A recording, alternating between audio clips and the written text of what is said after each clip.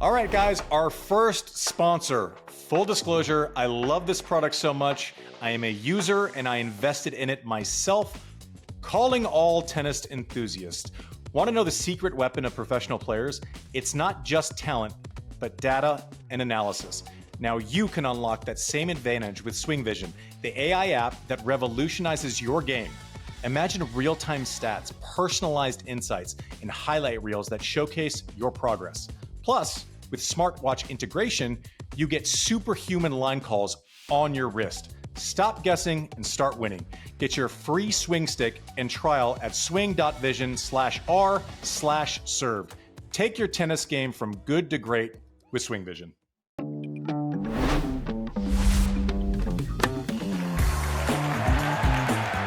everyone, and welcome to another episode of Served. I am Andy Roddick. A lot to get to this week. I'm gonna kind of beat the drum of we're shooting this on a Monday. You'll hear it on Tuesday, but Monday after the Super Bowl should be a national holiday in America. Like, who wants to get up after that? Like, nobody wants to get up. Like kids are at our door at 5:45. I'm like, didn't you know I was up watching football and analyzing commercials last night? Like, anyways, I'm saying, like, we don't know what's going to happen with the election this year, but if someone just came out and said my entire platform is just having the Monday after the Super Bowl be a national holiday and getting rid of daylight savings time forever, I think we might actually have something. I think that's worth like 3 points with independence right there. But anyways, that's my tangent today. We're going to have a great show today. I have huge news, guys. Do you want to hear it? Bring it. No. You got to wait till John Wertheim comes on because he's part of our team too, and he deserves to know what's going on. We have a Saudi update. Obviously, we talked about it in episode 2 at length. Ongoing story. Feels like every week there is major news, and they bought math, everyone. They bought math. So we're going to get to that. We're going to go through scheduling, right? This February, after the Aussie Open closes, before Indian Wells in Miami and those big events. What happens? How do you schedule? Why do you schedule? What are the factors involved? Do sponsors play any factors? We're going to get into the weeds on that with John Wertheim, and coaching changes also. February, not the best time to be making a coaching change, right? You want to do all that. It'd be like rebuilding and then having to like tear your team apart again like 2 years later. That's what a coaching change in February is. Not ideal, but Holger Rune, Jess Pegula have both done it. Why I think their processes, while similar as far as content of coaching change, I think they're completely different for the various stages of their career. Let's do a little homework on the winners and losers this week. I guess there were no losers. We're all winners just for being here, guys. But Luciano Darderi, a qualifier, breaking through in Cordoba, will now be ranked 76 in the world. But not someone who had played on the main tour a bunch, says, okay, well, I like this tour thing. I can win out here. So congrats to him. Congrats to him. Easy for me to say. Ugo Humbert in Marseille, winning his 5th final in 5 attempts when he's gotten there. So big win for him yesterday over Grigor Dimitrov. I think it goes without saying that Ugo Humbert, if he was from, like, I don't know, Missouri, his name would be Hugo Humbert.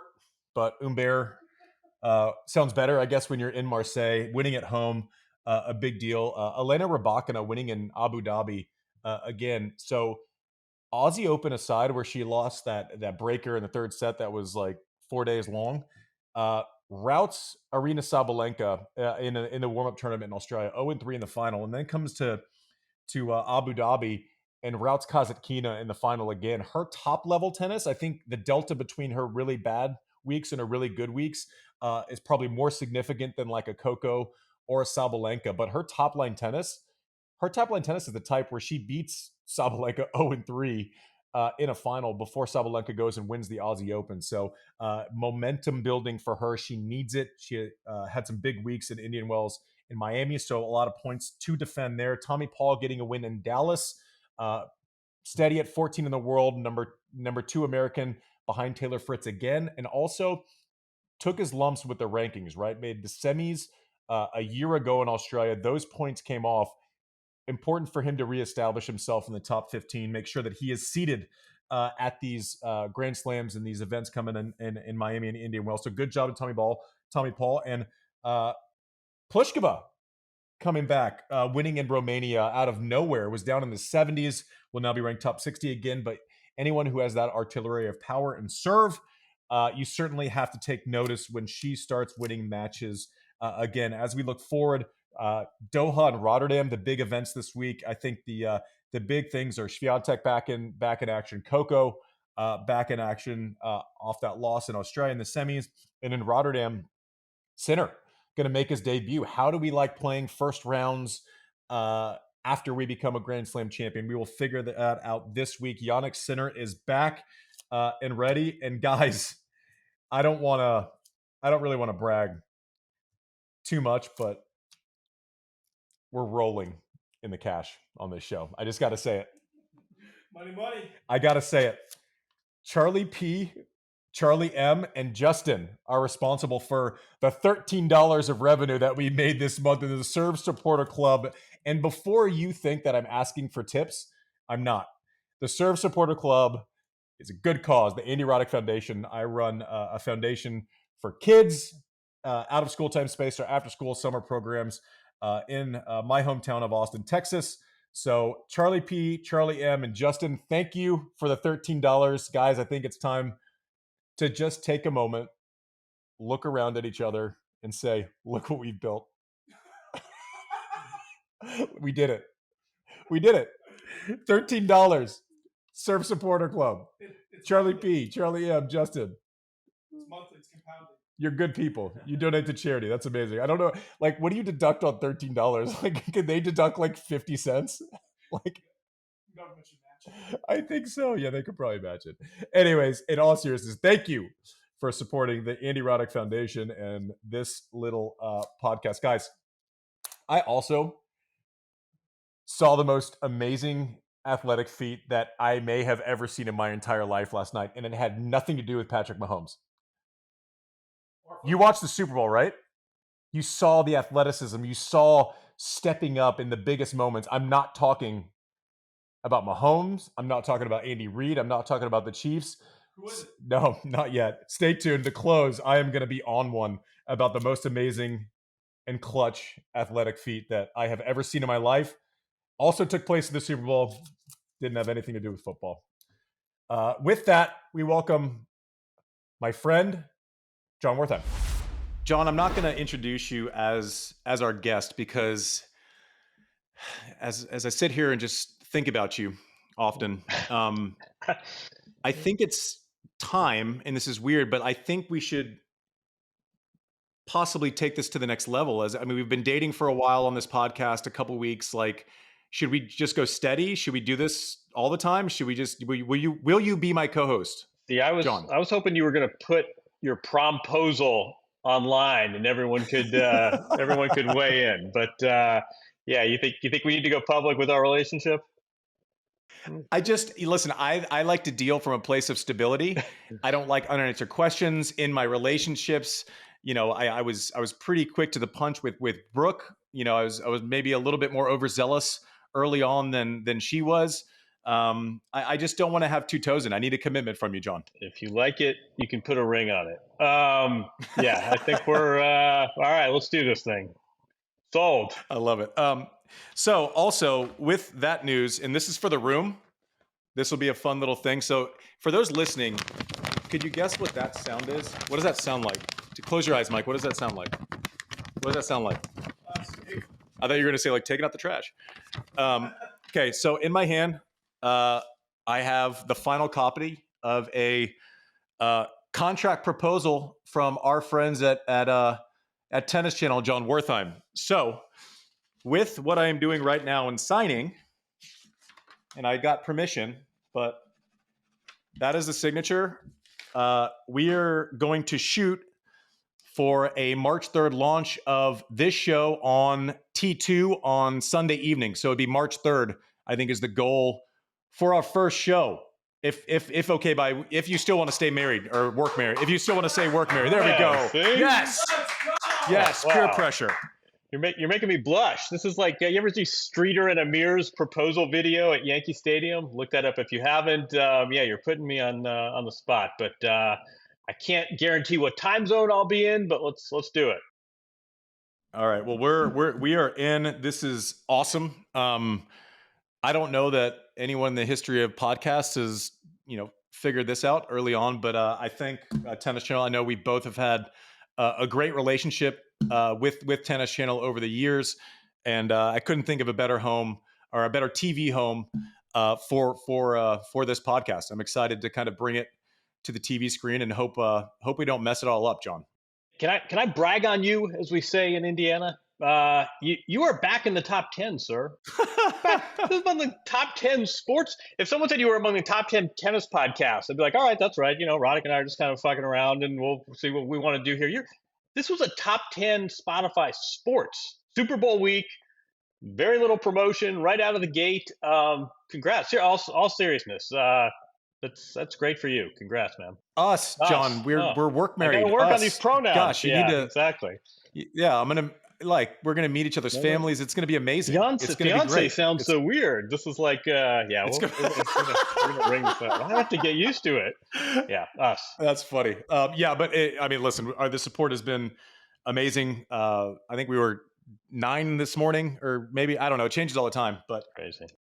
Seems to be working. Shout out to Meligeni. I know I already did it in the open, but Fernando Meligeni is apparently pumping us in Brazil and saying, like, listen to this podcast, and we have the number one sports podcast in Brazil. I never played a pro tournament in Brazil. This is unreal. I am so happy. I'm work married.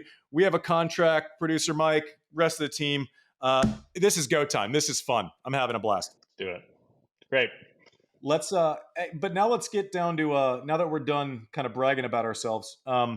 Let's get into, you tweeted something about the Saudis buying the ATP ranking system. And this is a follow-up. If you haven't listened to episode 2 of Serve, please go back and listen to last week's episode. A lot of the broader strokes of that show continue to be extremely relevant this week. We did a full kind of Saudi breakdown. What's the future hold? How do you take the money? What are the trade-offs? Yada, yada, yada. A lot of the sensitivities. And we tried to be kind of sober to multiple points of view on that issue. But sure enough, as soon as we ended up recording it, 2 hours later, they announced King of the Court, where they're paying everyone $1 bajillion to come in and basically play a glorified EXO.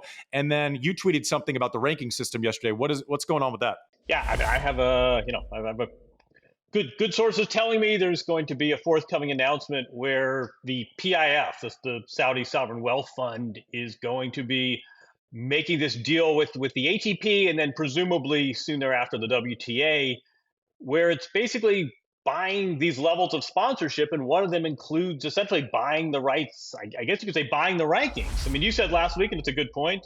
Numbers. What'd you say? No, information's free. I mean, I'm trying to figure out like how you buy. I said, how do you buy math? Yeah, and I guess the Saudis have figured out how to even buy math. I don't understand. It's a set algorithm, like it's a set ranking system. So it's basically just what every time we say the ATP rankings, we say the ATP PIF rankings. Like what does this look like? Yeah, I mean, at some level, yeah, it's a sponsorship deal. It's Pepperstone. I'm not sure Pepperstone quite punched through. I'm not entirely sure what it is. They are the current sponsors of the ranking, but you can't have a tour without a ranking system. So I think this is more than just sponsorship. I mean, this is either sort of right. This is how businesses invest. You do a little bit at a time, and they're upping their shares, or else this is sort of a clinic in sports washing. Nadal comes on as an ambassador.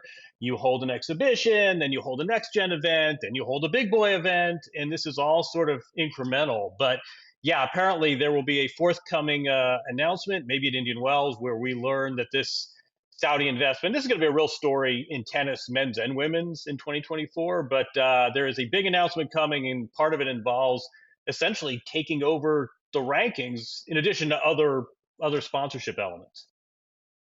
Yeah, I still don't really understand. Like the rankings have no IP. This is basically just to like get a friend. It's just like a nice little entry into into tennis where you're all of a sudden partnering with the ATP, you're giving them some money, and then that opens it up to larger conversations. I mean, it's basically what the deal is, right? We're buying access. You nailed it. And there are events, Miami and Madrid are the events you hear about that might just be for sale. Well, instead of just going in and making an offer, maybe you sort of worm your way in and you've got some signage and you've got this rankings deal. And I think this is all a calculated strategy to get into tennis. We can argue whether this is a good thing or bad thing, but it's clearly very calculated. And I think, again, all this is in the shadow of Live Golf, which was basically like, God damn it, we're starting a rival tour. Let's try to throw buckets of money and roll up the brink trucks to Phil Mickelson. And Tiger doesn't want it. Fine, Phil Mickelson does great. That did not go well. This seems much more calculated and strategic. Well, they're not trying to separate any current tour as of now. This, to me, the biggest sign is like, okay, we're buying the rankings. Like you're buying math. To me, the biggest show is that they want to work at least inside of the current structure. You don't go pay the ATP a bunch of money for something that has no IP. It's literally just math. Unless you want to further that conversation towards another event. I would assume it's obviously the ATP has no ownership over the slams as opposed outside of kind of being a resource tour managers. So they're familiar faces. So it's not a completely foreign experience from the week to week of the actual tour. So this is basically just this is a starter course. Yeah, exactly. I mean, this is this is your Class A stock, and then maybe you up your equity. This is very strategic. And so they're doing this, and the difference is, they were going to blow up the golf universe and have succeeded in various times in ways, shapes, or form, where it's just basically we're going to go with the confuse and conquer method, and also we're going to make the runway so long with potential litigation that eventually we're going to have a conversation together. This seems like a more amicable way to get that conversation at first than threatening litigation to where we have the resources, we can pay off our litigation longer. So therefore, why don't we just come to the table now as opposed to 3 or 4 years from now? Exactly. I don't want to make this the Saudi tennis serve, but just keep in mind, big picture, this is all about image, perception, branding. Yeah. I'm not sure Live Golf did wonders for Saudi's image. So this is sort of a kindler, gentler way to embed in sports without having the clusterfuck we had in golf. So I had a friend of mine call me today. He's, one of the more successful agents in the last 25 years, likes the pod.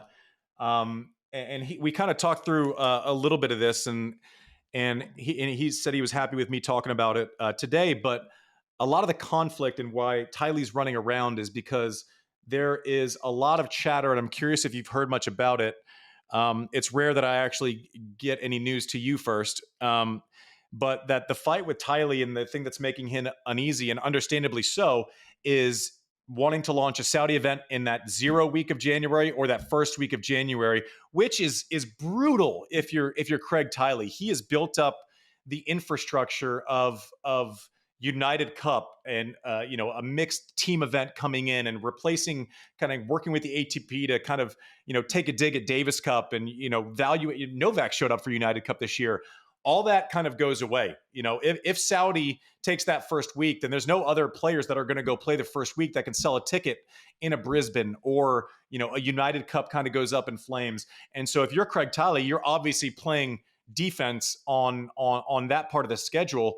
That throws kind of everything for a loop at the beginning of the year. What are your thoughts on that? And is that what you're hearing? That's exactly what I'm hearing. And that's sort of one of the reasons why he grudgingly held his nose and staged United Cup, which is not a money winner. This is the Aussie tennis summer. So you need some sort of run up, right? I mean, the US Open has the North American hardcourt circuit. Wimbledon has grass events. French Open has a number of clay events in Western Europe. What does Australia have? Well, if everyone spends the first 2 weeks of January making a ton of money at an event halfway across the world in Riyadh, that's not great for the Australian Open and Tennis Australia. So no. Craig Tiley's playing defense. Hey, listen, we're going to play nice here. You're going to let me keep my January, but I will be sure you get your event. Maybe we do it in February when there's Doha and Dubai. I mean, one thing that's interesting is if you're Doha and Dubai, you're like, look, I didn't know I could upgrade. I'll match. I have endless resources as well, and I've been a loyal ATP member for all these years. How come you're giving the Saudis the big event?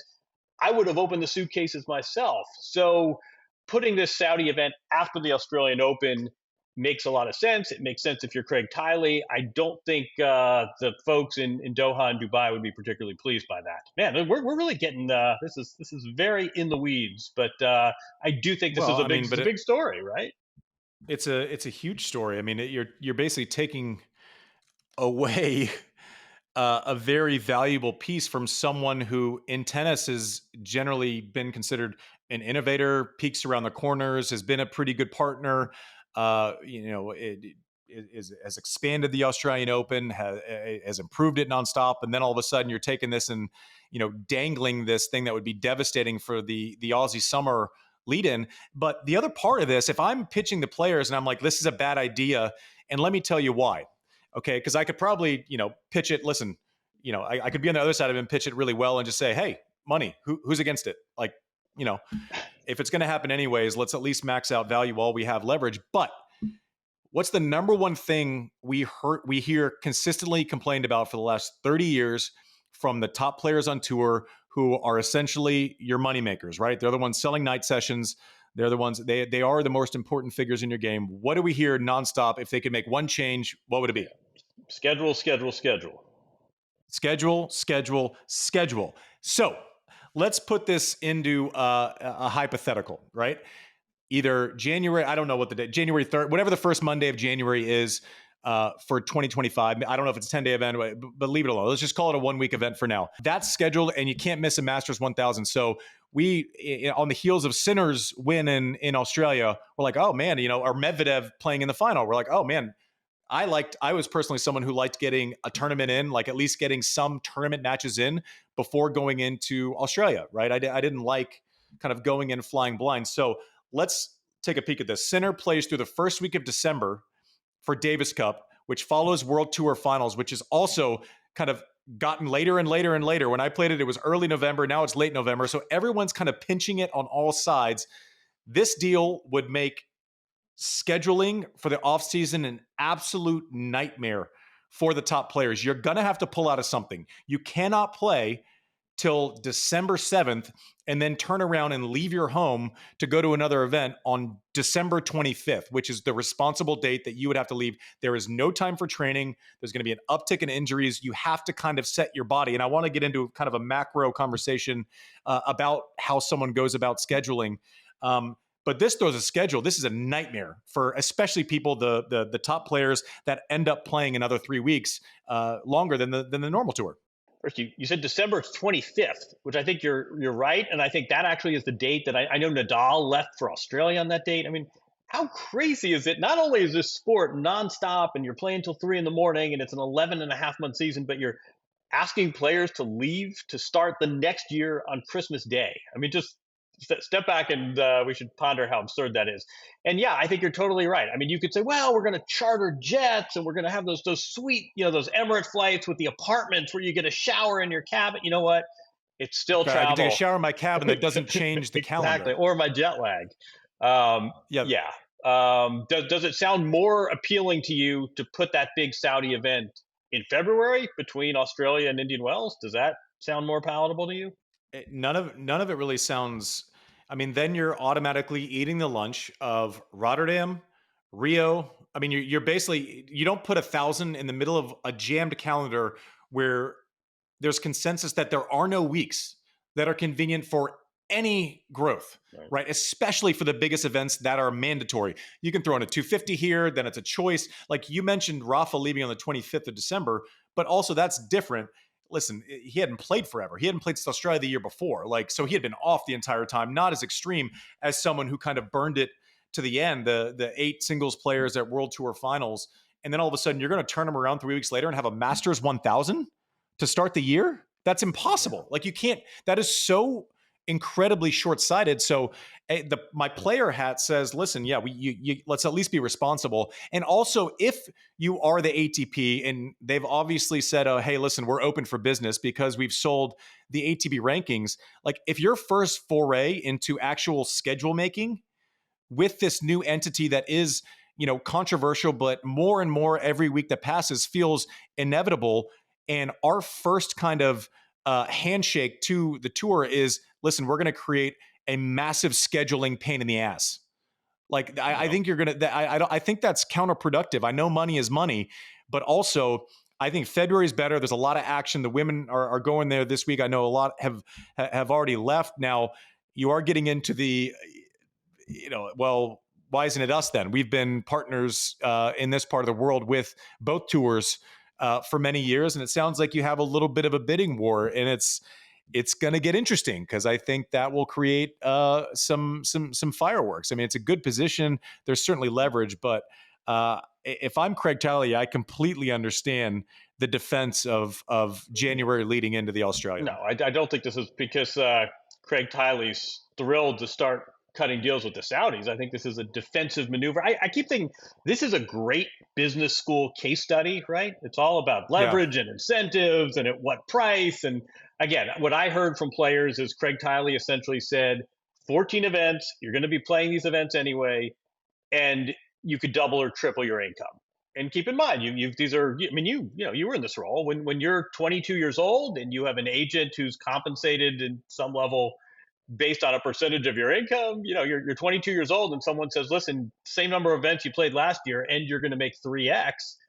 That might sound appealing and you can power through your jet lag. But no, I mean, this is, you and I have gone pretty granular here, but I do think scheduling is a huge issue. And I think this also kind of is a good window. This is a good glimpse into sort of the challenges that tennis has and some of the challenges that institutionally the tours and the players themselves all have to confront. Yeah, and just a quick example, and I won't spend much time on this at all. I organized a meeting in 2007 in Australia. There was some, upheaval about the schedule, and some players were publicly, coming out against the scheduling, and it seemed to be kind of a big deal. So I said, listen, I know this is a packed week. It was the Monday before Australia, the Wednesday before, or something like that. And so it wasn't the top 20 players, but it was the top 20. And it was just my opinion, but so I'm sure I messed some of it up. But most important people in the game, so rankings combined with markets, right? Like, I remember one of the people in that room then was Peridon Srishavan, he was massive in Thailand, right? In the first, huge in the Asian market, and so he needed to be in that room. I forget whether his ranking was top 20 or not in that, and then kind of all the usual suspects. And I said, okay, listen, we're complaining about schedule. This is X, Y, and Z. What has to happen? We don't like this. We don't like this. We don't like this. We don't like this. Some sacrifices are going to have to be made. I'll look at someone who, has success at the French Open. I said, are you willing to not play in the French Open? And then all our problems are solved. Well, I can't do that. Next person, would you be willing to, all the while knowing that the obvious place to cause a fuss would be the U.S. Open, because you need the 4 months afterwards to negotiate anything that you want to do. You can't do that between the French Open and Wimbledon.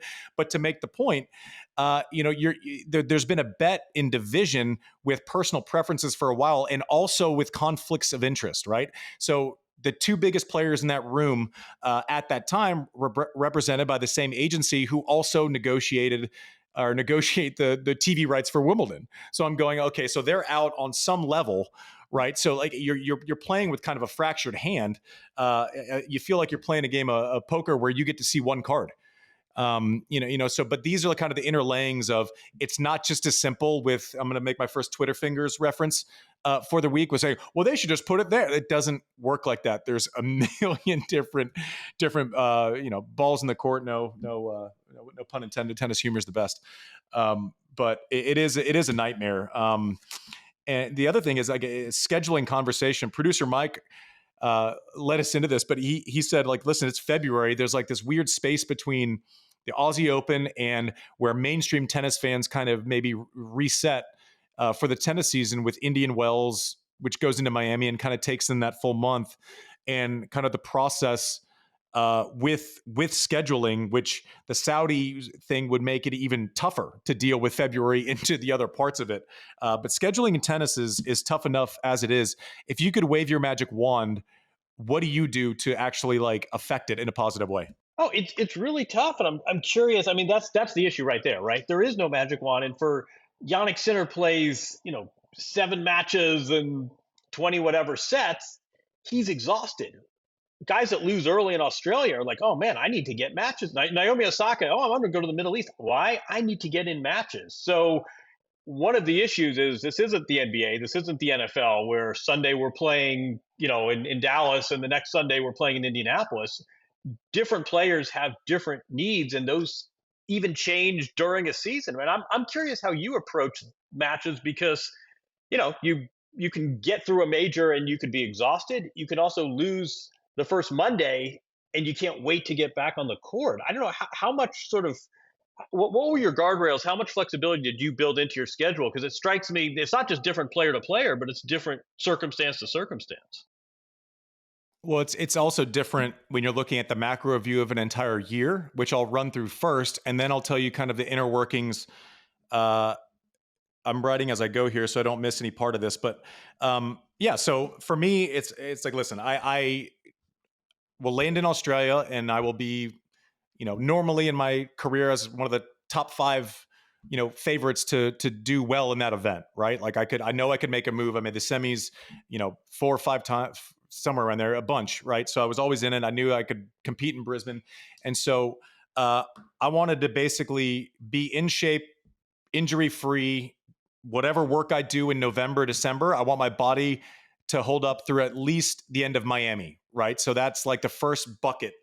How do we do as much as we can to start off well, and then have my body be able to take the punishment of travel, of other weeks through Miami, and then I would schedule in another 3-week training block to kind of get ready for the clay. But in my mind, more importantly, making sure that I am locked and loaded to try to win Wimbledon, right? I had a 7-foot ceiling at Roland Garros and knew that I had a chance to win Wimbledon most years that I went in. And so that dictated kind of working backwards. Simple enough in theory, but I also had a sponsor, SAP, who was a great partner of mine for a long time, but they owned the event in San Jose. So I was going to play San Jose. And then the next one is like, okay, there's 500s in I forget where it was. I think it was Rio. Rotterdam was there, but ours used to be in Memphis. So I was like, yeah, obviously and also people don't understand there's like mandatory events that we had to play. I'm not sure what the mandatory events are as we currently sit here, but there was a decision made at one point that you could only play, you could only count results. We went from best 18, where it was like 13 with the Super Nines in the Grand Slams, and then any other 5 that you wanted to count. They signed a TV deal for the 500, so therefore they had to strengthen those events. So they said you could only count 2 250s, right? And I saw this, I'm like, well, they just shot themselves in the foot. It's over. Like they're not going to get. I go, Indy's gone. Like Indianapolis is gone. All these other events are really, really going to struggle. LA is going to struggle. And I'll tell you why. So I go down to Brisbane. I win the first 250 of the year. I make the finals of San Jose. So for the rest of the year, in order for me to make a single point in a 250 event from the second week of February on, I had to win the entire tournament. Now, what does that do to the small market tournaments that are trying to get me for the summer, especially in an American market? It means they're going to come with it. I'm basically saying I'm going to spend a week of my life for no rankings benefit. What is that worth to me? And the number comes in a lot higher than it would as far as an appearance fee than if I could actually count that and negotiate that 250 into my other 5. Okay, so then Memphis, same with 500s. I had to play 4 of them. So Memphis was locked in. Like I wasn't going to go travel, off of Australia, off of San Jose, go to Rotterdam, Dubai. I went to Dubai 1 year after Memphis, and that was enough. But all of these little things, whether it's a sponsor engagement, whether it's surface, I wasn't going to go play on clay in February and then switch back to hard. That was going to do me no favors on any level. But it is a huge, huge issue, and it actually doesn't allow for a lot of flexibility, especially for someone like an Osaka, who has sponsors, who has obligations, who has to do these things where you think it's a dead week or a dead month in February, she's obviously going to play. But if she's one in the world like she was, she's going to have to schedule things at certain points. And February looks like a good month to do that because you can go train in LA and you can go knock out a bunch of things. So this macro scheduling conversation is massive, right? Even if you go to fast forward through the clay court season, of which I'm like, okay, if I'm going to play, if I'm going to try to win 60 or 70 matches this year, how many of those are going to happen on clay, and how do I max out, for ranking, for everything else? It ain't going to be in Monte Carlo. That's not where I'm gonna, get the most squeeze, when I am doing it. And so I played a lot less on clay, and wanted to make sure I was ready to go. My favorite day of the year, I always say, was the train ride from Paris, where I was like, when I was 40th in the world on clay, and then all of a sudden I go underwater, come up in London, and all of a sudden I'm 2 or 3 in the world again. That's a great line. The flip side to all this is, in the NBA, you get fined for resting your starters, right? If you say, you know what, I'm on the Dallas Cowboys, I don't really like Jacksonville, I think I'm going to stay home, and I got a new girlfriend, I think I'm going to write that out. I mean, at some level, it's empowering for the players that they can make these decisions. These are contractors that can do what they want, and if they want to take some time off, they can take it off. If they want to, for no reason, they don't have to explain. They don't need an excused absence. If we're making players play, it makes things more streamlined, but at some level that comes at a price as well. Yeah, I was about to say, what's the main difference between them saying you have to have a mandatory amount of games? I think it's 65 to qualify for MVP. LaMelo Ball here in Charlotte. My son is a Hornets fan. One of the few. I was gonna say he's the one. He's the one. I am too, and we don't know who's sitting out because there's a trade deadline around LaMelo came back and played 6 games. He's sitting again, and I appreciate you saying there's like this freedom of choice for tennis players, but there's also the freedom of $252 million deal for LaMelo Ball, and he's sitting out. So not quite the same. I would give up I would give up the choice to go to Rotterdam or Rio for $250 million. I can assure you, and most of the tour would as well. I don't think that's quite apples to apples. Well, don't even put a dollar amount on it, just a guaranteed contract. So if I twist my ankle, I don't have to worry about missing checks that week. Anyway, it's these are all the frustrations, but also kind of the realities of an individual sport, I guess. Is your tennis game stuck in the Stone Age? Are you still relying on intuition and luck? It's time to enter the future with Swing Vision, the AI app that analyzes your game better than your worst critic, but way more supportive. I love this product so much I invested in it and use it myself. Say goodbye to hours of match footage and hello to highlight reels that capture your brilliance and maybe a few bloopers. Founded by tech wizards from Tesla and Apple, Swing Vision is like having a personal AI coach whispering golden nuggets of wisdom without the hourly rate. Get your free swing stick and trial at swing.vision/r/serve. Take your tennis game from good to great with Swing Vision. I'm hearing a lot about people switching coaches like after Australia, which is a really awkward time to do it. What do you make of that? Because you want to actually be in the. To me, it feels like you never look at someone splitting right after Australia and say, "Oh, this is going according to plan." No one makes a choice in the off season to only work with someone for 1 month and then switch everything up.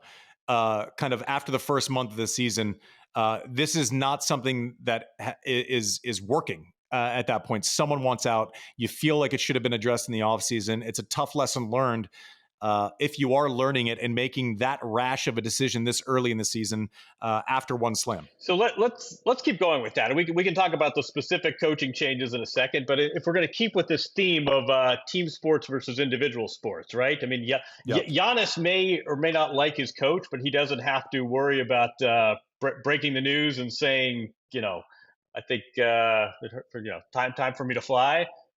What is it? Yeah. What is it like? I mean, you went through this a number of times. What is it like as the player who is younger, who traditionally is, you hire this person at some level as an authority figure, yet you're the one that's ultimately the employer.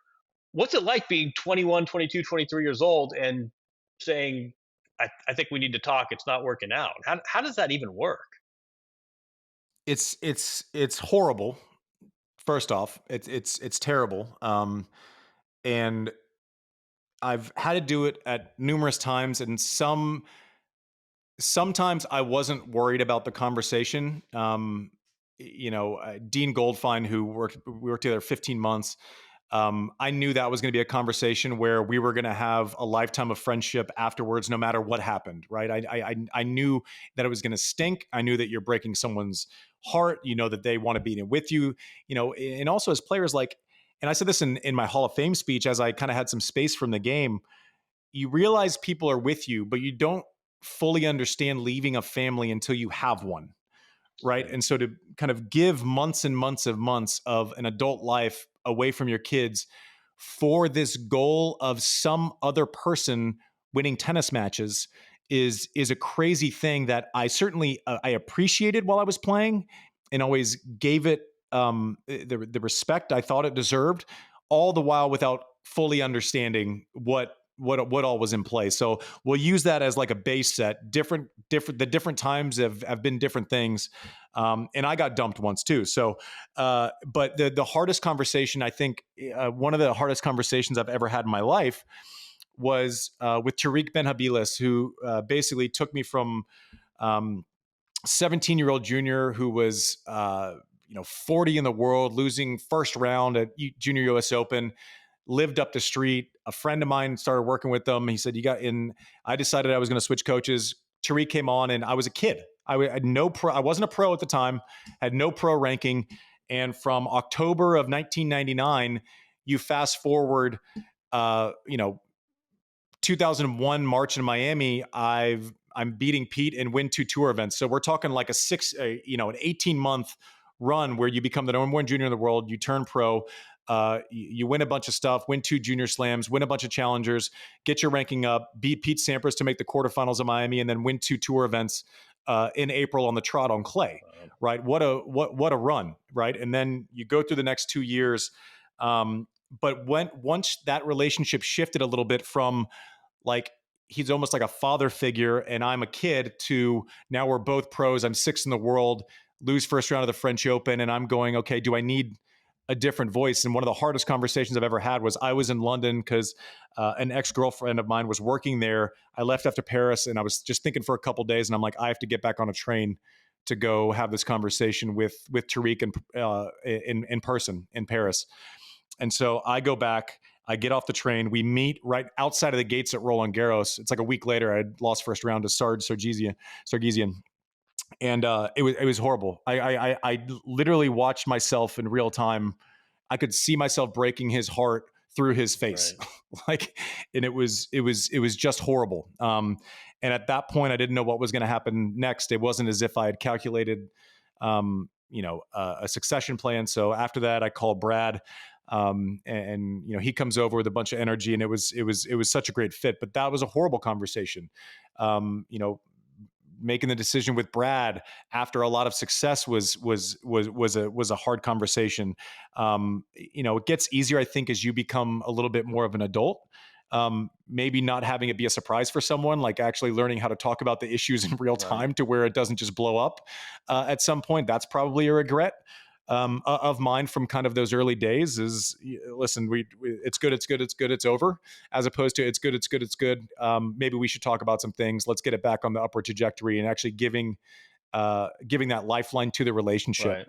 Right. But it's horrible. And it's not something that people in other sports have to deal with. You're in control of your team, your destiny. You're paying someone else to tell you what to do out of your own pocket. It's a weird dynamic. Yeah, no, and you go, managers go to the HR department and they're giving a list of talking points. You're 21 years old and you've got to make this fairly significant decision. You don't have the, you don't have the training in how to let someone down. I'm curious. I mean, let's be clear too. Tariq was your neighbor, but this was a proper player, right? This was a guy who played professional tennis. Oh, Tariq was a guy was hitting balls. Oh, yeah. God, no. So this is. But, yeah, that's. But I wonder. That's really important context. He was 37 in the world in won junior slams, 37 in the world in singles, top low 20s in doubles, and he did that from about 5'8". Right. right? Like uber talented. If he was 6'4", he would have been number one in the world with the way that he was able to play. Okay, but wait. Unbelievable When talent, you're unbelievable talent, player, coach, the whole okay, thing. but so let's keep going with that because I think this is really interesting too. So you're a teenager. This guy's been a top 40 player. He knows all. He's played the French Yeah. Open, but then eventually, does it happen where then you're in the top 10 and you're thinking to yourself, this guy didn't get to 10. This guy doesn't know the pressure of playing a major quarterfinal. When you start out, it's really impressive to have someone who's been a proper pro. But do you ever get to a point where you're thinking like, this guy's never been in my shoes? So I want to separate two things. I don't know that I ever thought that specifically about Tariq. Tariq, it was almost like I think he was only guilty of caring too much about me, right? I feel like instead of watching his pupil play a tennis match or his student play a tennis match, he viewed me as like a family member playing a tennis match, right? Like to where he was so emotionally invested that it had this whole other set of pressures, right? And I think he was, he would be devastated for days afterwards, if something bad happened, which is a hard thing to do because like you got to kind of get back to work. And so I think he's only guilty of giving me all of the pieces I needed to have physically to be a professional tennis player. And then at some point, it was a stress point for me to lose, not for myself, but because I knew it would devastate him. And I'm actually thinking about that on court in real time. So nothing wrong, only the best. Just at a certain point, I had to take that emotional set out of it a little bit. But as you go on, I like the question you asked, and it's something I've kind of talked about the last couple of weeks also in some other conversations is, all of a sudden when I'm looking for a coach in '06, when I bring on Jimmy or with Jimmy Connors, or before I hired my last coach, Larry, in the offseason in '08, I'm looking at it and I'm going, okay, I can't hire a 28-year-old coach. Like I can't hire someone who has never seen this or done this before. Their tennis IQ might be higher than mine, but it's how I receive the information. Jimmy hadn't been around the tour in 15 years. But to your point, I knew that when I was teeing off first round, Arthur Ashe Stadium, under the lights, US Open, he knew exactly what I was feeling when I walked out there. So you hire a coach for a year for those 5 matches where it's like, I get it. You look up and he's going, come, he feels it. He knows it. He's giving you some advice on when to use the crowd in Ash, when to stay silent. Don't bring him in unless you need it. All of these little bits of advice. And, that's something that you need at that moment. I don't need someone to kind of tell me what I already know. So at a certain point, the audience for feedback becomes a lot smaller the better you get. Did you also? I got to double back here. Did I mishear? Did you say you got dumped once? I did by Jimmy. Yeah, but it was great. I mean, we had an unbelievable run. It was we're friends to this day. It was great, but it was kind of like my life existed in New York and the East Coast at that time. And he was on the West Coast, and it was a little more difficult, but Jimmy was the man. I mean, it literally, when it kind of passed to where I couldn't really hit a forehand anymore with shoulder issues, he actually taught me how to move, how to actually hit a backhand for the first time in my life, how to return off that side. And so we were able to kind of retrofit a game that was largely imperfect and learn how to come forward. And it was just, it was, some of the fondest memories I have are inside of that 18 months. Also, it was just kind of fun because like the age divide. If you walked into a restaurant and most of the patrons at that moment were over 50, they looked at Jimmy like he was Justin Bieber walking into like a high school. You're right. And then if it was a younger crowd, they would look right past him, and it was like hilarious to me how obvious it was. But it was also fun because he had not having a hip replacement's not fun, but him having a middle hip was hilarious because every time he tried to walk through security, it was like it's first laughed all over again. And I was like, we'll see you at the gate. That's those are like 2 SNL skits in one. One of them is like, should we go to Dave and Buster's or should we go to like the early bird special, and you'll see who gets mobbed and who can like have their meal in peace. And then I do think should we dwell or at least touch on the 2 the two coaching changes already 6 weeks into the season. I thought it was interesting. We're talking about Just Pagula on the women's side and Holger Rune on the men's side. What's interesting to me is these are just two very different players, very different stages of their career. These are two players who run their careers very differently, but both of them, for whatever reason, in the case of Just Pagula, this was a long-standing relationship with David Witt, a former pro. In the case of Holger Rune, God knows what's going on in that camp. I said, whatever Denmark's sort of seasonal unemployment figures are, he's responsible for about 20% of the churn in the job market. But I thought it was interesting that you have two very, very different players at different stages of their career, and yet they both reached this conclusion really early in the season that it was time to, it's like the Milwaukee Bucks, that it was time to hear some new voices and shake things up, which just goes to show that there's, this is a delicate relationship, isn't it? This player coach, and it may be early February, but if it's not working, you got to do something about it. Yeah, and especially Rune is the player. He's top 10 in the world. He's working with Becker, and you want that expertise, especially what I just talked about with Jimmy and that voice in the room. But also, it takes away the yes man, kind of mentality of that relationship, right? You're not going to tell Becker, "Hey, we'll get out of here. I'll see you in 2 weeks," and he goes, "No." So, you get a quick read on the way that things are actually going to go down when someone doesn't need you as much, or at least they don't. They know they've forgotten more than you know. Which is largely the case. So with Rune, it just feels like it's up in unorganized. And Severin Lufti too. Like we're talking about the focus is going to be on Boris, obviously, because the player, but Severin was Roger's guy for forever. Even if Roger brought in someone like an Edberg or an Anna Cohn, Severin was there day in, day out, training weeks all the time, was able to witness greatness in motion. And he goes right after Australia, and then which Holger lost second round, and then Becker goes a week later. They kind of gave the same talking points as in their exit interview. Right. I don't know what he does from here. I don't know who he's interviewing. But also, if you're a great coach right now and you're entertaining this, that has to be factored in, right? Yeah. The fact that he's had, 3 different coaches or 4 different coaches in 4 or 5 months, it tells you like there's something that's difficult behind the scenes, and maybe we should give him the benefit of the doubt. But optically, on the front side of this, it seems like a bit of a mess. Yeah. Would you like to date John Cougar Mellencamp? The track record kind of speaks for itself. I will tell you one thing. I don't know if you get the ATP, the letter, the emails that go out to the players, but they've started a section of available coaches. So the emails that the players get now essentially have, it's like the old, it's like Craigslist. It's smart. It's smart. It's a nice service. But the tour seems to be taking a more active role in playing matchmaker. It's a weird. I just think this whole thing in tennis. It's a weird dynamic where the 20-year-old kid is the employer essentially, but he's also we think of a player coach as mentor mentee, and yet in the case of tennis, it's the 20-year-old who's ultimately got the purse strings and got the right to hire and fire.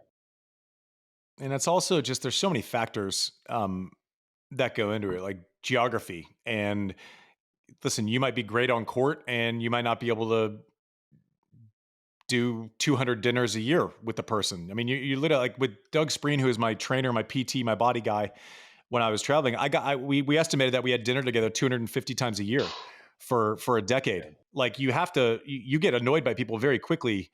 And you could take a night off and it's fine, but you still have to see them all the time. So there are layers to this. It's not like a pro sports team where, Belichick wasn't having dinner with his players 5 nights a week. Like it doesn't work that way. Right. That's not what happens. And so the layering, I actually like what you said about the ATP listing coaches, because we were trying to think of them off the top, like an idea creates another idea, creates another idea.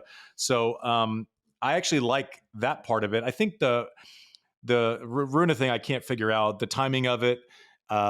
Bringing in both at the same time, like it just seems like a mess. Well, I'll tell you one thing real quick, and then we can move on. One thing that you used to always hear, sort of like, well, I really like Andy, but it's what you said. I'm married, I have kids, I don't want to miss birthdays, I can only do 12 weeks. What I hear now that goes into a lot of this decision making is, can they get along with other members in the camp? And it is a rare player now that doesn't have an entourage. So you may love the player, but if you're not so keen on the mental coach or the physio, or there's some weird boundary issues. I mean, there's a player on the women's tour in particular where apparently everyone has a really, really rigid role, and the coach is not allowed to talk about the mental side. And I think there's a whole sort of That's impossible. but there's a whole like workplace dynamic now where it used to just kind of be logistics, and I don't want to have to. I'll go to us, like Tony Nadal would never go to Indian Wells, and so they'd bring in friends. I mean, now I think it's gotten a lot more complicated because you really have sort of a workplace environment. I don't want to sit by Dwight Schrute. Like you have a whole workplace environment that goes into the. I like that one. No, but it's like these teams really complicate dynamics, and I think that's something that I hear when people are thinking about coaching jobs. They may love the player, but the whole sort of organizational setup may give them pause. Anyway, just an aside.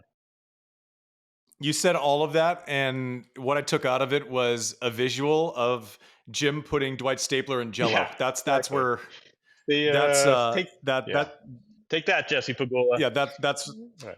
that's where my head went now. And also like at different times you need different things. Like I didn't need the first 2 years on tour, I needed Tariq at every practice. You're still learning the game. You're still learning how to practice. You're still learning the cadence of off weeks. You're still learning, a million things. I needed a coach there every single day for the first 3 years that we worked together. Whereas when I hired Larry Stefanke, I didn't need to be babysat. I was going to do my track work. I was going to be at the track at 7:15 every morning. I was going to be there for 3 hours. I was going to have lunch. I was going to get in 2-on-1s in the afternoon. He could come in. Listen, let's get through what I need to work. Let's make sure I understand the concepts. But I needed him more at events for strategizing, for a lot of stuff like that. I didn't need someone to babysit me to make sure that I was going to show up to practice. Whereas, 10 years earlier, I probably did. Frankly, I needed to make good decisions. So it does change. It does change over time. And the Runa thing feels. It's just like I say that because it's a very different situation than, in my view, than the Jess Pagula situation, coming off of an uber successful run with David Witt, being 29, 30 years old. It doesn't feel like the same thing as Runa, where we have kind of repeated stops and starts as far as this decision goes. Yeah, exactly. I mean, I think that's one thing that made it interesting to me, that different players have different motivations, and there isn't one sort of template for, it's time for a coaching change. You couldn't find two more different players in every sense, whether it's parental involvement, whether it's age. Jesse's married. I mean, but they both reached the same conclusion very early in the season, which was interesting to me. And they both have the goal, right? They're both players that envision themselves as someone who could win a slam. I think in Jess's case, it's probably more of like, hey, listen, if I'm 29 or 30 and there's information out there that I haven't been privy to yet, I might need to go explore that now, because 2 years from now, that might not be the case. I do want to give David Witt and Jessie some props, right? She wasn't one that at 18 years old was 20 in the world, right? Took her lumps in the lower tours. That relationship, even if it's run its course, right, or it has run its course, going from outside the top 100 to being a player who is 3 in the world and who routinely or regularly wins tour events, and all of a sudden we're talking about, hey, listen, can she make the finals of a slam? I assume they both would have taken this set of results when they started 4 years ago. So the rear view should be kind to that relationship, I think. Let's talk. I agree 100%. Let's talk not rear view. Let's talk front view. Can I put you on the spot? There's chatter. There's chatter. You may be expanding your consultancy beyond just Coco Gauff, as we talked about last time.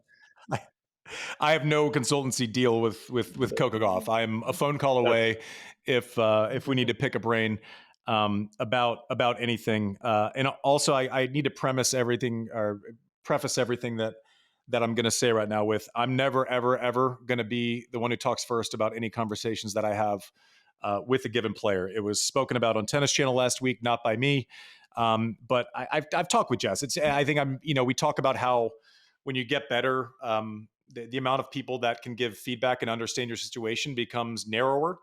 I know that she's talked to Lindsay Davenport. Lindsay said, hey, maybe you should talk to Andy. And so I've gone through this, we talked 0 seconds about why her and Whit broke up. It's not a concern of mine. It's not my business, frankly. So I don't know.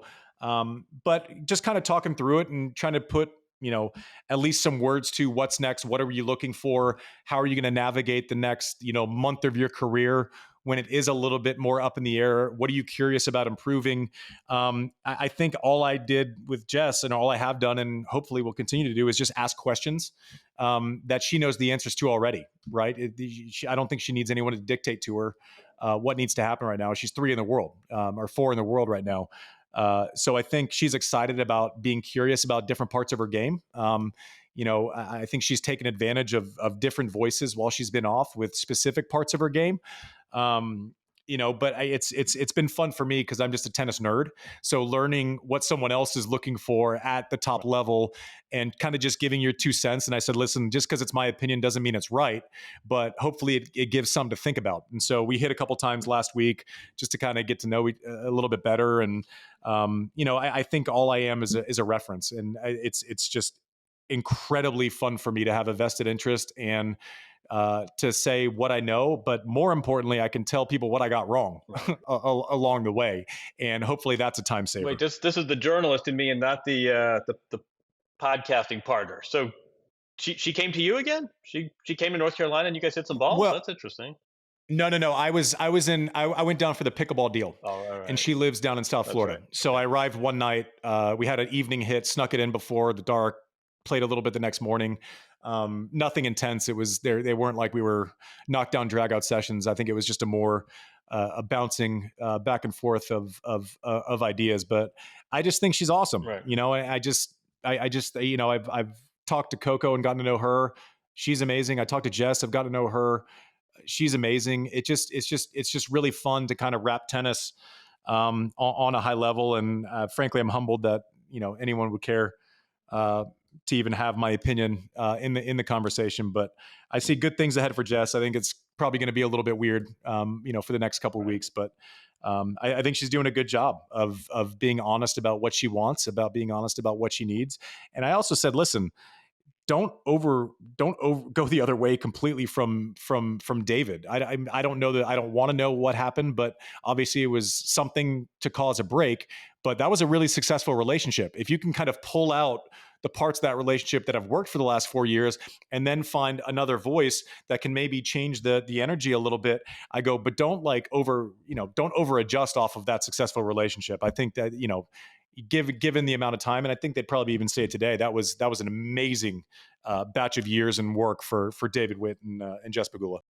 Yeah, exactly. And I mean, like any relationship, right? I mean, sometimes things go a little stale and you need to hear a new voice. And it doesn't mean there was any nefarious activity or any blow up or anything. No. I mean, I think, it's a professional relationship, and like relationships, personal and professional, sometimes you just time for something new. That's all. No harm, no foul.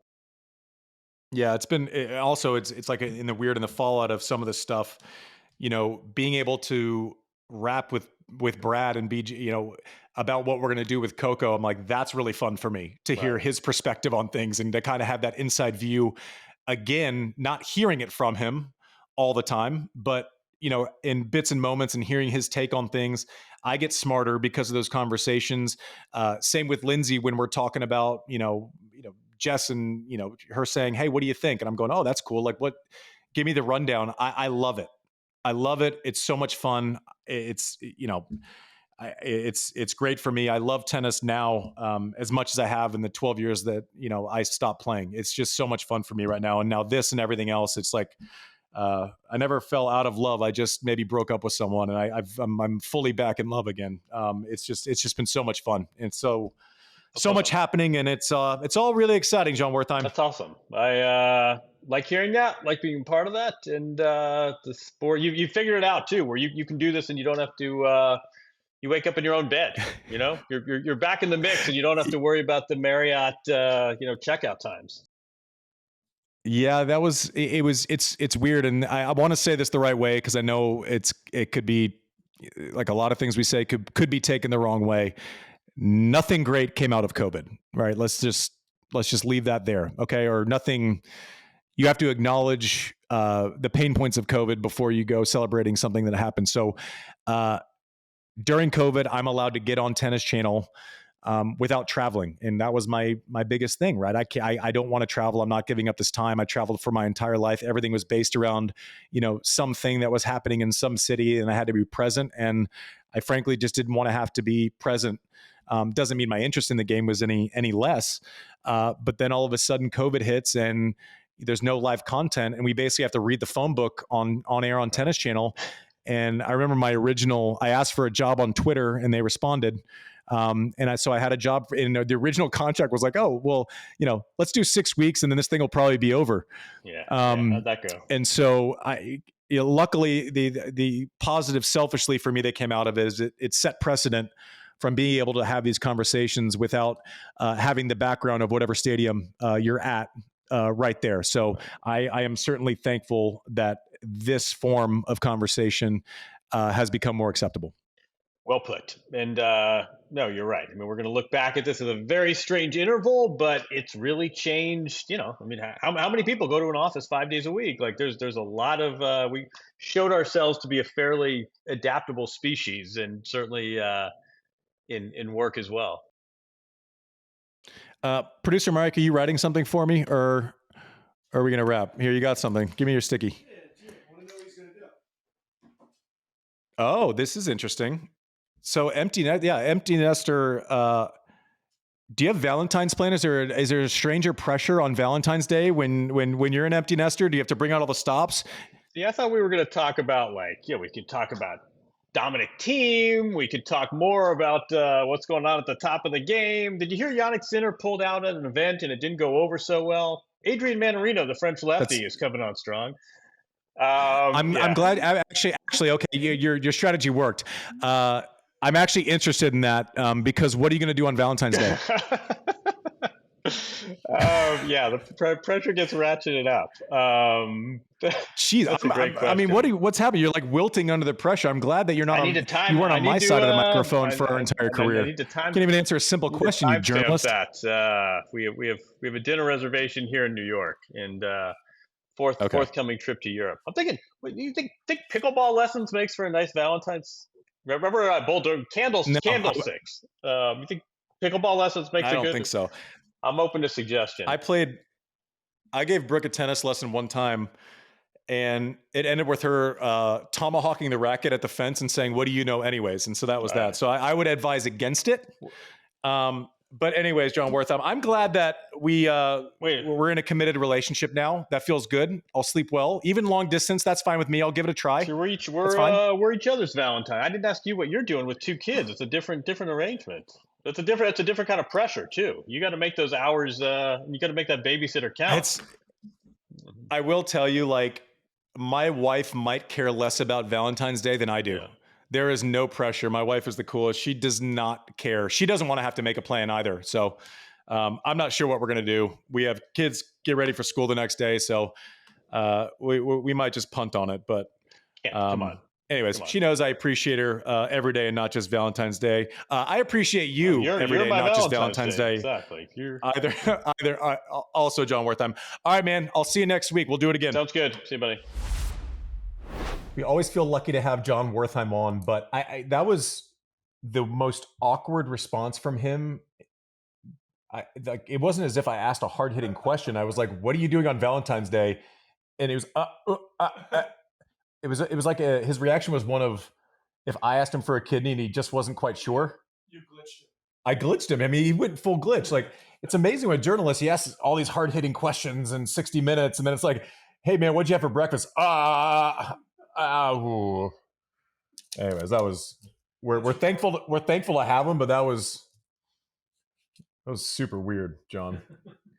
Guys, the most incredible athletic feat that I've ever seen wasn't the football game. What was it? Fucking Usher on roller skates? Are you kidding me? You get a no. You get a chance.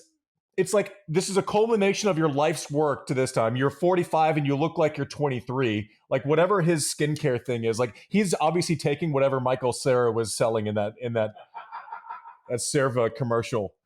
But Usher being like, you know what? I'd like to bring a lot of risk into this. I'm going to perform a song on roller skates? Are you kidding me? At the Super Bowl? And everyone's like, well, he did it during his residency there. I'm like, yeah, but you also like practice. The stage is perfect. This is a makeshift. He made a roller skating rink in the middle of the Super Bowl, came out and started singing songs, and then went through someone's legs. Like, we're not playing around. This is the Super Bowl halftime show. This is the biggest performance, most eyeballs you ever have on you in your entire life. And you're going, you know what? Give me the fucking skates. Like it's the craziest, most insane, ballsy thing that I've ever seen. And if some guy somewhere in America is like, oh, I used to roller skate twice a day. No, not while singing Confessions on the Super Bowl. Oh my gosh, that was the top five easy. Top five. If he would have just skated around and not sang any songs and just risked falling, it would have been top five. He did, yeah. He did. He goes, my boo, like he brought Alicia Keys out, and he's like, roller skate me. Are you out of your mind? That's the most craziest, ballsiest thing I've ever seen on a Super Bowl field in my life was Usher on roller skates. And there was a game. Guys, the PSYOP was successful. The Chiefs did it.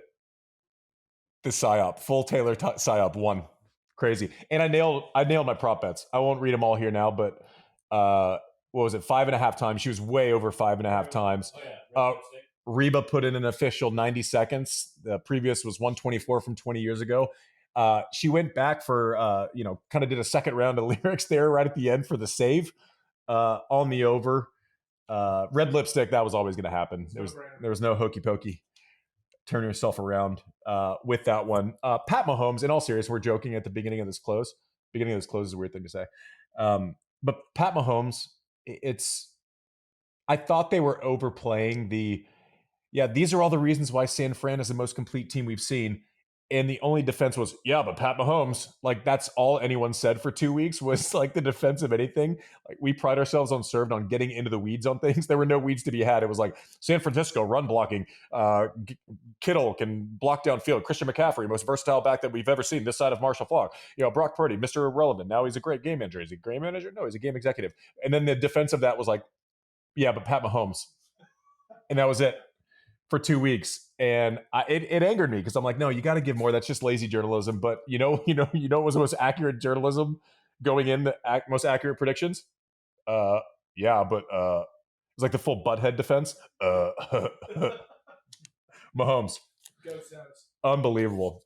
Andy Reid, like we quickly forget, he was the guy who was the best coach that hadn't won a Super Bowl yet, right? The Eagles, all that, like he hadn't won, and now all of a sudden, 3 Super Bowls later. One of the best offensive coaches of all time, one of the best coaches of all time, running a simple Andy Reid screen to win the Super Bowl. That was the most Andy Reid finish that I've ever seen. All around, just props. I feel bad for the Niners. Kyle Shanahan has had Heartbreak Hotel in the Super Bowl. Kittle, Purdy, they're going to be back. They're locked and loaded. It was a lot of fun to watch. Usher was the Super Bowl MVP. And I don't have any time for anyone who has a differing opinion. I'm sorry. We're in a polarized time. And if you think Usher wasn't the most impressive part of that on roller skates on a temporary stage at the Super Bowl, then you're insane. Then you're absolutely insane. Tennis Channel, guys, it's going to pick up this podcast, and we are going to play it on T2, Tennis Channel, all of their different platforms. It's going to be a Sunday night show. We think, and we're pretty positive that our first show, our debut, will be on March 4th. Crazy. 2 episodes in, and now all of a sudden we get to talk to a larger demo of tennis fans, some that probably didn't even know that we were starting this little operation. Hopefully they will. And for our early adopters, all this time, guys, all this work that we've been putting in for 2 weeks, it's finally paid off. We're on TV. We yeah. Thank you to where are they? Charlie P, Charlie M, Justin, producer Mike. Before it is like we need to get you something other than sticky notes because this is the only thing that people hear. Well, guys, when you're pulling in $13, this is your product. This is what you get. This is it. They're gonna have to deal with the audio. We couldn't be happier. John Wertheim officially on full time. Great Tennis Channel news. Hopefully, we can continue to provide you with some differentiated content. Something that I think was open for the taking in the tennis space. Hopefully, it'll be a little bit of a different show, but come along with us. Early listeners, we appreciate you, and hopefully we'll see you a little bit more often with our deal to take this podcast and format it for TV and Tennis Channel. Check us out on all the platforms, right? We're adding them all the time. Apple, Spotify has been generous to us. You guys have continued to keep us this little tiny tennis podcast amongst the giants in the regular sports ether here in America, in Brazil. Shout out Fernando Melageni for plugging us. We got to get him on. Yeah, we'll get him on. It's been great. We can't wait to see you on Tennis Channel. And that's it. Anything else, homies? All right, we got you next week. Thanks. I'm Andy Roddick.